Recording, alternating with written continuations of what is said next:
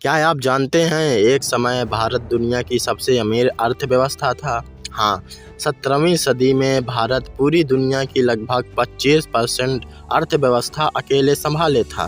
भारत सोना उगाने वाली धरती कहलाता था, लेकिन फिर आए अंग्रेज और सिर्फ 200 साल में एक अमीर देश को गरीब, भूखमरी और कर्ज में डुबो दिया। आखिर अंग्रेजों ने ऐसा क्या किया कि किसानों की ज़मीन, मेहनत और भविष्य सब छिन गया। आज की कहानी भारत की सबसे बड़ी आर्थिक लूट की कहानी है। दोस्तों, 1600 ईस्वी में British east India company Bharat व्यापार करने के बहाने आए थे। शुरुआत में उन्होंने मसाले, कपड़े और व्यापार किया, लेकिन 1757 की प्लासी की लड़ाई के बाद सब बदल गया। अब अंग्रेज सिर्फ व्यापारी नहीं रहे, वे भारत के मालिक बन चुके थे और यहीं से शुरू हुई भारत की संपत्ति लूटने की सबसे बड़ी योजना। दोस्तों, अंग्रेजों ने सबसे पहले निशाना बनाया भारत के किसानों को। उन्होंने ज़मीन से रिलेटेड नई नई नीतियां लागू की दी, जैसे कि स्थानीय बंदोबस्त, रैयतवाड़ी व्यवस्था, महाल वाली व्यवस्था।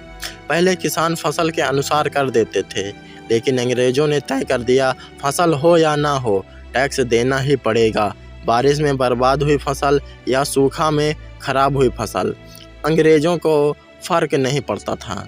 टैक्स ना देने पर ज़मीन सीधा नीलाम और लाखों लोग अपने ही खेती पर मज़दूरों की तरह काम करने लगे। अब अंग्रेज़ों ने शुरू किया सबसे क्रूर प्रयोग, नील की खेती। बंगाल और बिहार के किसानों को ज़बरदस्ती नील उगाने को मजबूर किया गया। समस्या क्या थी? नील खाने की फसल नहीं थी, ज़मीन खराब हो जाती थी, किसान भूखे मरते थे। लेकिन अंग्रेज़ों को चाहिए था सिर्फ मुनाफा। किसानों को कर्ज दिया जाता था और उसी कर्ज में उन्हें गुलाम बना लिया जाता था। 1860 में किसानों का गुस्सा फूट पड़ा। इसे इतिहास में कहा जाता है नील विद्रोह। यह भारत के किसानों की पहली बड़ी आवाज़ थी। दोस्तों, अंग्रेज भारत से सिर्फ टैक्स ही नहीं लेते थे, वे भारत का पैसा इंग्लैंड भेजते थे। भारतीय कपड़ा उद्योग को जानबूझकर ख़त्म किया गया। भारतीय बुनकर बेरोजगार हो गए। अंग्रेजी मिलों का माल भारत में बेचा गया। भारत कच्चा माल देता था और महंगा सामान खरीदने के लिए मजबूर था। इसे इतिहासकारों ने नाम दिया ड्रेन ऑफ वेल्थ, यानी भारत की दौलत का लगातार विदेश जाना। दोस्तों, सबसे दर्दनाक असर तब पड़ा जब वहाँ की आम लोग भूखे मरने लगे। अंग्रेज़ों के शासन काल में कई बड़े अकाल पड़े। बंगाल का महान अकाल, लाखों लोग भूखे मरने लगे और लाखों लोग मर भी गए। अनाज भारत में था, लेकिन अंग्रेज उसे विदेश भेज रहे थे। किसान भूखे थे, लेकिन फिर भी टैक्स लिया जा रहा था। भारत धीरे धीरे गरीब बनता गया।